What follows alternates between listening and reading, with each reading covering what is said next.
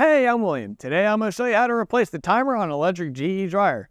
The timer controls the duration of the drying cycle so your clothes dry within the set time frame. You might need to change out this part if it failed testing or has been damaged. Before we get started, hit those like and subscribe buttons if you want to join our do-it-yourself repair community and get notified each time we post a new video guide. With over 2 million products in stock and the know-how to help you do it yourself, we are AppliancePartsPros.com. First, we need to get our tools together. Today, we'll need a Torx 20 driver and a flathead screwdriver. And please remember that safety comes first. Always disconnect your dryer by unplugging it or switching the breaker off. Now let's get started. To remove the old timer, first we're going to remove the knob. Now we're going to use our Torx 20 driver to remove the mounting screws along the top of the console and rotate the console forward. Then remove the wires from the old timer. It can help to take a photo or make note of which wires go where.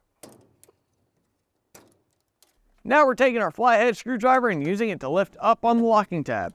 Once it's lifted, the timer can be rotated and lifted out. Here's the old timer, and here's the new one. If you've already got one, great. If not, you can pick one up at AppliancePartsPros.com. We need to mount the new timer to the console. We're going to transfer each wire to the new one wire at a time.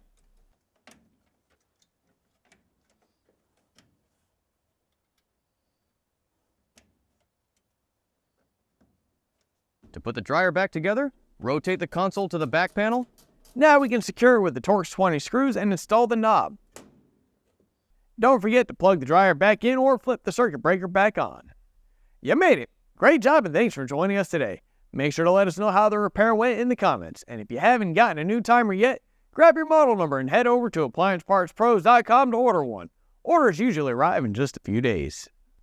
And make sure you like this video and subscribe to our channel. We've got lots more troubleshooting and repair videos and of course, all the parts you need to do yourself at AppliancePartsPros.com. Thanks for your support and we'll see you next time.